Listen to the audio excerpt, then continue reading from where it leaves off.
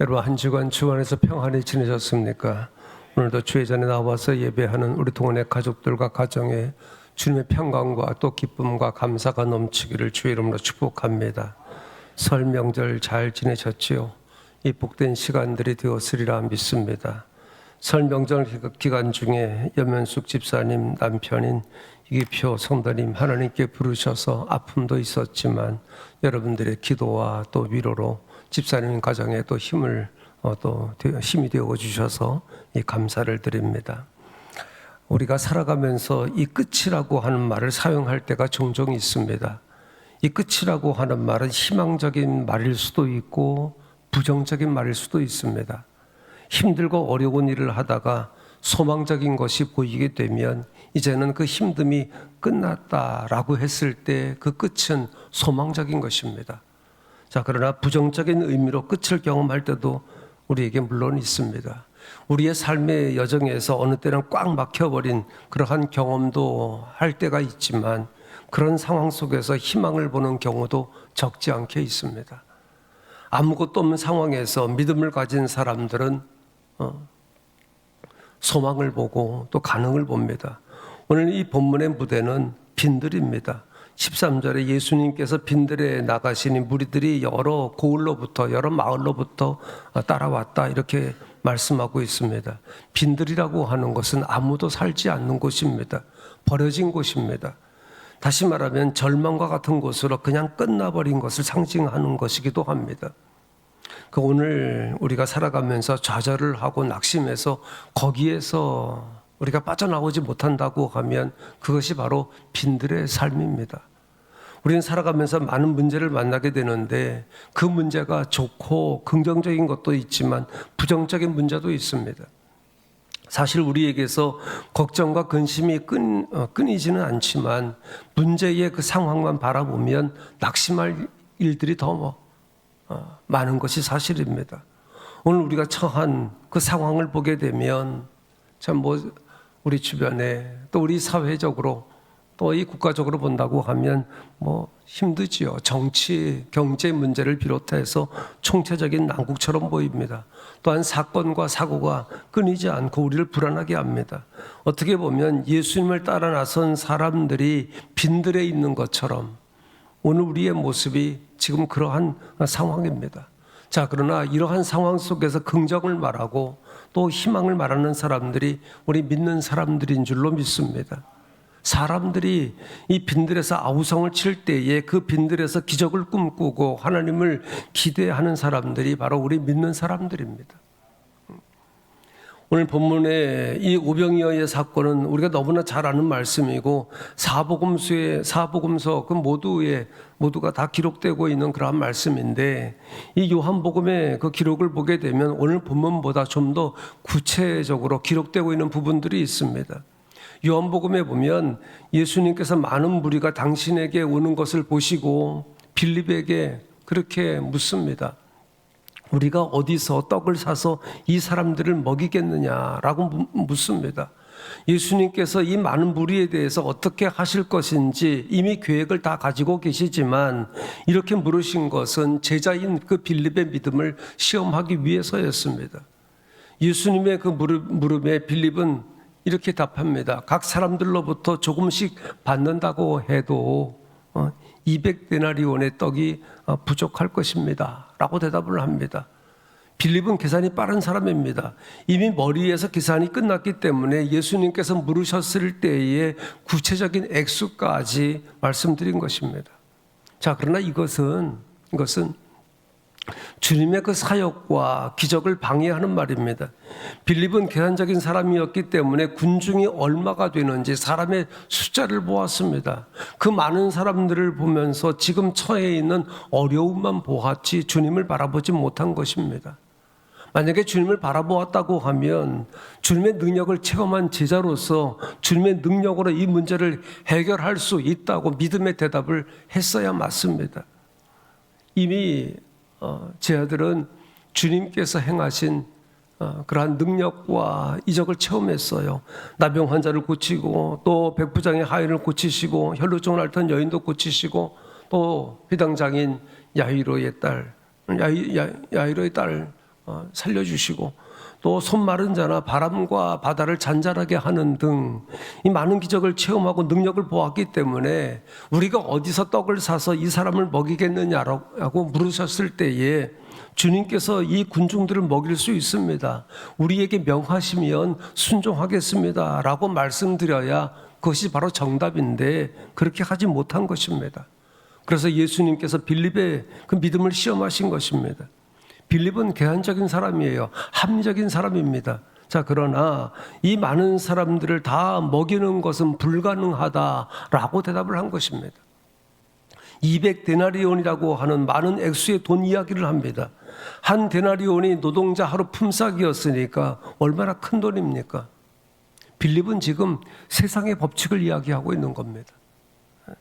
여러분, 세상의 법칙이나 이성적인 법칙을 이야기하게 되면 될 일보다는 안 될 일이 훨씬 더 많습니다. 그렇기 때문에 우리 믿는 사람들은 삶에서 믿음의 법칙을 이해하게 하고 또 믿음의 법칙대로 행동해야 되는 것입니다. 우리의 신앙생활에서 세상의 법칙을 이야기하게 되면 주님의 기적은 기대할 수 없습니다. 주님의 능력을 체험할 수가 없습니다. 세상의 법칙이나 이성적인 법칙을 이야기하면 결국에는 여러분 주님께 쓰임받지 못하는 것이죠. 어떤 문제를 만나면 부족한 것만 눈에 보이고 어려운 상황만 보는 사람들이 있습니다. 저와 여러분에게 필요한 것은 문제를 볼 것이 아니라 그 문제를 붙들고 계신 주님을 바라보아야 되는 것입니다. 여러분, 너희는 먼저 그의 나라와 그의 의를 구하라. 그리하면 이 모든 것을 너희에게 더하시리라. 그 말씀하신 주님을 바라볼 수 있는 그러한 믿음이 저와 여러분에게 필요한 것입니다. 여기 15절을 보세요. 제 아들이 예수님께 요청합니다. 저녁이 되매 제 아들이 나와 이르되 이곳은 빈들이요 때도 이미 저물었으니 무리를 보내서 마을에 들어가 먹을 것을 사 먹게 하소서. 앞서 언급했습니다만 지금의 상황은 빈들입니다. 거기에다가 날까지 저물었습니다. 날이 저물었다고 하는 것은 아무것도 할 수 없는 때가 되었다고 하는 이야기지요. 빈들에다가 날이 저물었으니 모두가 절망적인 상황인 것입니다. 이러한 상황에서 제 아들이 예수님께 이 무리를 마을로 보내서 저들에게 먹을 것을 사 먹게 하자고 그렇게 요청을 합니다. 자, 이 말을 보게 되면 제 아들은 아무것도 할 수 없는 이 상황에서 빠져나오고 싶은 그런 마음이 간절했던 것입니다. 자신들에게 닥쳐진 문제에 대해서 책임을 회피하려고 하는 그런 마음이 잔뜩 담겨져 있는 것입니다. 그러나 이 군중들, 이 무리들을 보세요. 빈들이고 날이 저물어서 아무것도 할 수 없는 상황 속에서 무리들은 주님의 말씀을 듣기 위해서 그곳을 떠나지 않고 있습니다. 날이 저물었으면 집에 가야지요. 자, 그럼에도 불구하고 빈들에 남아 있습니다. 무리들은 주님께서 행하시는 그 능력과 또 말씀의 매료가 되어서 시간 가는 것도 잊어버리고 배고픔도 잊고 있습니다. 이렇게 주님을 사모하고 말씀을 사모하는 군중과는 달리 제 아들은 불가능을 말하고 책임을 회피하고 있습니다. 그때 주님께서 제 아들에게 이렇게 말씀하십니다. 16절에 갈 것 없다. 갈 것 없다. 너희가 먹을 것을 줘라. 그렇게 말합니다.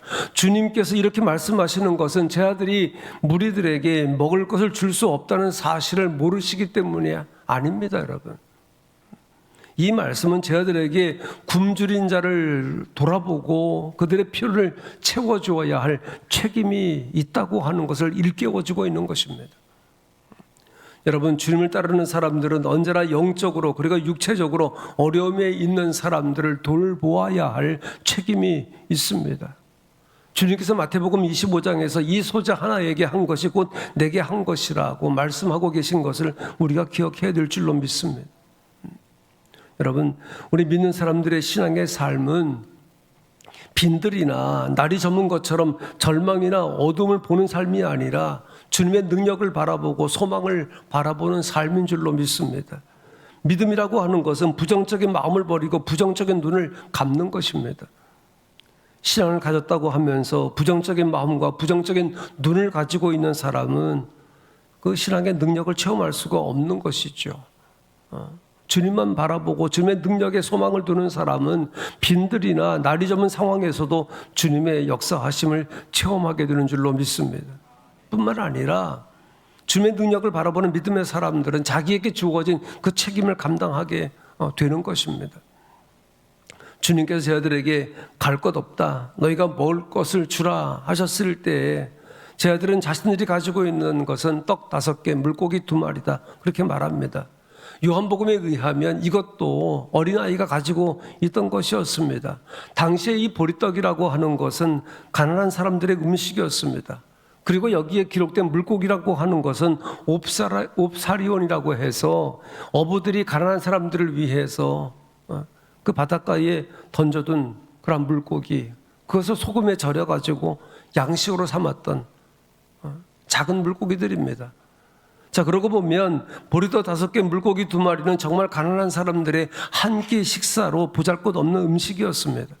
자, 그런데 이 보잘것없는 음식으로부터 기적이 일어난 것입니다. 오늘 여기 말씀을 보게 되면 먹은 사람이 여자와 어린이 외에 5,000명이 되었더라. 다른 복음서에는 장정이라고 표현하고 있습니다. 장정만 5,000명이라 했으니 그 빈들에 함께한 그 여자나 어린아이를 합하면 배는 더 많았을 것입니다. 어린아이의 작은 헌신과 희생을 통해서 빈들의 역사가 일어난 것입니다. 우리 주님은 무에서 유를 만드시는 전능하신 분이기 때문에 이 어린아이의 헌신이 없었다 할지라도 능히 5,000명을 먹이실 수 있으셨겠지만 주님께서는 언제나 우리에게 이 같은 기적의 씨앗을 요구하신다는 사실이에요. 우리 주님은 우리에게 있는 것이 크든지 작든지 상관없이 그것으로 당신의 그 역사를 행하십니다. 그래서 보잘것없지만 이 작은 것으로 당신의 능력을 나타내신 것입니다. 여러분, 오늘 사건이나 성경을 통해서 우리에게 말씀하고 있는 것은, 기적이라고 하는 것은 믿음의 그릇에 담겨지는 것임을 우리에게 말씀해 주고 있어요. 믿음만큼 된다고 하는 이야기예요. 그러므로 우리의 삶이 빈들이라고 할지라도 반드시 믿음을 잃어버려서는 안 된다. 여러분, 없어서 빈들이 아니라, 또한 할 수 없어서 빈들이 아니라 우리가 주님께 인색할 때 빈들의 삶이 되는 것입니다. 주님의 손에 들려지기만 하면 주님의 역사는 일어나는데, 이런 작은 헌신이 우리에게 없게 될 때에 우리의 삶이 빈들의 삶이 되고 마는 것입니다. 여러분들이 가지고 있는 재능이나 은사는 무엇입니까? 어떤 은사를 가지고 있습니까? 어떤 재능을 가지고 있습니까? 많은 사람들이 나는 재능이 없고 은사도 없다고 말하는데 그렇지 않습니다. 성령이 내 안에 계시기 때문에 성령 하나님을 통해서 내게 주시는 그 은사는 모두에게 다 있습니다. 그것을 활용하지 않을 뿐이고 못할 뿐이지요. 병을 고치고 영들을 분별하고 예언하고 방언을 하고, 여러분, 이와 같은 것들만 은사가 아닙니다. 로마서 12장이나 고린도전서 12장을 한번 보세요. 많은 은사가 기록되어 있는데 거기에 해당되지 않는 분들이 어디 있습니까? 봉사하고 가르치고 찬양하고 섬기고 대접하고 긍휼히 여기고 이웃을 섬기고 격려하고 또 화목하게 하려고 힘쓰고, 여러분, 하나님께서 내 안에 계신 성령을 통해서 주신 그 은사, 그 선물은 너무나도 많습니다. 자, 그런데 이런 은사를 활용하지 않고 움켜쥐고 있으면 소멸되고 마는 것입니다. 그러나 이것이 주님 손에 들려지게 되면 내게 있는 그 작은 그러한 은사, 작은 그 재능, 이것이 주님 손에 들려지게 되면 기적이 씨앗이 된다고 하는 사실이에요. 그러면 여러분, 삶이 빈들이라고 말하지 말고 가지고 있는 건강, 또 물질, 시간 등 무엇인가를 주님께 손에 들려지도록 힘쓰므로 놀라운 주님의 능력을 또 경험하고 체험하는 그러한 기쁨이 우리 동원의 가족들에게 있게 되기를 주 이름으로 축복합니다. 이 어린아이가 가지고 있던 도시락과 같은 작은 음식이 초라하고 보잘것없다고 그렇게 생각하지 않았어요. 만약에 그렇게 생각했다고 하면 위축되어서 이것을 주님께 드리지 못했을 것입니다. 또 아깝다고 생각했으면 주님께 드리지 못했을 것입니다. 여러분, 사실 내가 가진 것이 작고 보잘것없이 보일 때도 있어요. 내 자신이 너무나 부족하게 보일 때도 있습니다. 그러나 그것이 주님 손에 들려지게 되면 결코 부족하고 보잘것없는 것이 아니다라고 하는 사실이죠. 보세요, 여러분. 블레셋의 장수인 골리앗 앞에 서 있던 다윗, 작아 보였잖아요. 작아 보였지만 아니잖아요, 여러분. 수십만 명의 미디안 군대 앞에 서 있던 300명의 기드온 군사가 작아 보였지만 아니잖아요, 여러분. 삼손의 손에 들려있던 나귀뼈가 보잘것없어 보였지만 그것으로 1,000명을 물리쳤습니다. 내 손에 있을 때에는 작고 보잘것없지만 주님 손에 들려지게 되면 큰 것이 되는 줄로 믿습니다. 주님 손에 들려지기만 하면 가치 있고 귀한 것이 되는 줄로 믿습니다. 그러므로 여러분, 삶이 빈들이라고 말하지 말고 주님을 바라볼 수 있기를 바랍니다. 여러분들이 가지고 있는 것으로 주님의 능력을 체험할 수 있게 되기를 주의 이름으로 축복합니다. 그리고 여러분, 여기 19절에 보게 되면 무리들을 다 앉게 하시고 떡 5개 물고기 2마리를 손에 드시고 축사하셨습니다. 이렇게 축사하신 것은 여러분 감사기도 한 거예요. 식사에 대한 감사기도를 한 것입니다.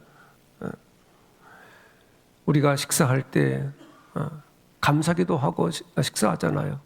그러한 감사기도입니다. 주님 손에 들려진 것은 한 사람이 먹을 수밖에 없는 양의 식사양이지만 주님께서는 5,000명이 함께 식사할 수 있도록 그렇게 기도하신 것이죠. 여러분, 5,000명을 놓고 이 작은 음식을 가지고 어떻게 감사기도가 나오겠습니까? 그러나 주님께서는 감사기도를 드렸습니다. 숫자적으로 본다고 하면 여러분 5,000배의 기적이 일어난 것이에요. 남은 것도 많고 여자들과 아이들도 있으니 그 이상의 기적이 난 것이지요. 이 빈들에서의 이적은 감사로 이루어진 것입니다. 여러분, 이것을 보면서 우리가 무엇을 깨닫느냐? 작은 것에 감사할 수 있어야 된다. 작은 것에. 그리고 그 감사로 이 같은 주의 능력을 체험할 수 있어야 되는 것이죠. 여러분, 우리에게 이루어진 것에 대한 감사도 반드시 필요하지만 이루어질 것을 미리 보면서 감사하는 믿음도 우리에게 반드시 필요합니다. 베풀어 주실 은혜를 기대하고 미리 감사할 때 빈들의 그 역사를 경험하게 될 줄로 믿습니다. 주님 손에 보리떡 5개 물고기 2마리에 불과했지만 감사 기도를 하고 난 후에 5,000명이 배부르게 먹고 남은 조각이 12바구니에 차게 되는, 이미 이와 같은 것을 주님께서 이미 보고 계셨던 것입니다. 여러분, 앞서 언급한 대로 빌립의 말대로 200데나리온의 떡이 이 무리에게 주어졌다고 한번 우리가 상상해 보세요. 생각해 보세요. 여전히 떡이 부족했을 것입니다. 즉 우리의 머리로 우리의 계산으로 하면 계속 부족하다고 하는 말을 할 수밖에 없는 것이죠. 그러나 주님 손에 들려지고 감사가 있을 때 배불리 먹고도 12바구니가 남는 그러한 은혜를 누리게 되는 것입니다. 사랑하는 동가족 여러분, 내 삶이 빈들이라고 말하지 말기를 바랍니다. 그리고 부정적인 말로 끝이 아니라 소망과 믿음의 말로 끝이라고 말할 수 있게 되기를 바랍니다. 그리고 나 자신이 또 내게 있는 것이 보잘것없어 보여도 그것이 주님 손에 들려지도록 그러한 믿음의 삶을 우리가 살아가야 되는 것입니다. 또한 주님께서 보잘것없는 것을 손에 들고 감사함으로 배불리 먹고 12바구니 남게 하신 것을 미리 보신 것처럼 여러분, 우리에게도 선후에 감사가 있어야 되는 것입니다. 이루어진 것에 대한 감사, 또 이루어질 것에 대한 그러한 감사가 우리에게 있을 때 이 빈들의 그 기적을 우리가 경험하게 될 줄로 믿습니다. 선후에 감사가 있을 때 여러분, 주님이 하십니다. 주님이 해결하십니다. 그 주님을 바라보고 의지함으로 빈들의 그 이적의 주인공들이 되어지는 그러한 기쁨이 여러분들 가운데 있게 되기를 주의 이름으로 축복합니다. 기도하십시다. 우리의 작은 것도